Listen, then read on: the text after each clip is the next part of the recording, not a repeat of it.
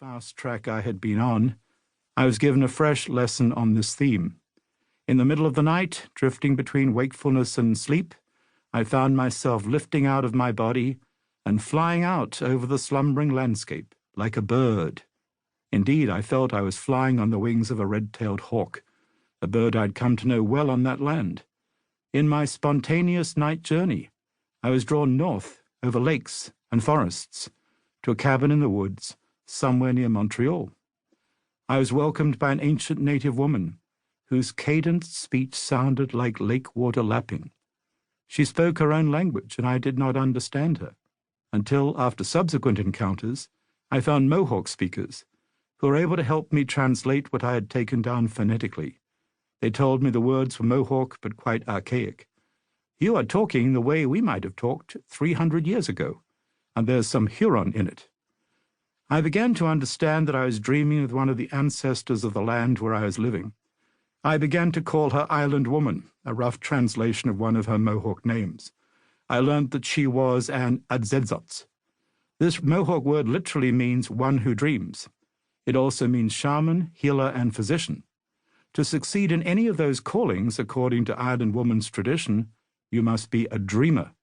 The word carries more of a punch in Mohawk than in contemporary English. The ancestral dreams strong. Dreaming, she can cross time. She can dream for others, entering their dream space to bring healing, or scouting the roads ahead to gain information that may be vital to their survival. Dreaming, she can travel to places of learning and initiation in other dimensions of reality. She dreams with the speaking land, and is speaker for trees and mountains.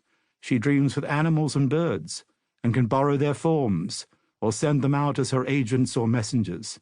In her dream travels, she meets and can rescue souls of both the living and the departed. My encounters with Island Woman reminded me of ways of seeing, being, and healing that belonged to all our ancestors. First and last, I remembered that it's all about soul. One of the funny words Island Woman used in those early conversations sounded like on di nunk. In a missive from a Jesuit missionary writing half charred and half frozen between a fire and a blizzard in a hut near Lake Huron in the 1600s, I found the word rendered as ondinunk. The Jesuit reported to his superiors that this ondinunk was something of staggering importance to the savage mind. He explained that ondinunk is the secret wish of the soul, especially as revealed in dreams.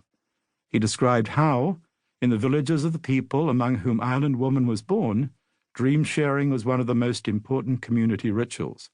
Dreams were scanned for clues to the future and for messages from the spirit world. Above all, dreams were studied as soul talk. It was the duty of the community to gather round a dreamer and help to discern the wishes of the soul as revealed in a dream, and then to take action to honor those wishes. This was understood to be the very heart of healing. If we deny the wishes of the soul, then soul will become disgusted and withdraw vital energy from our lives. We become prone to illness and misfortune.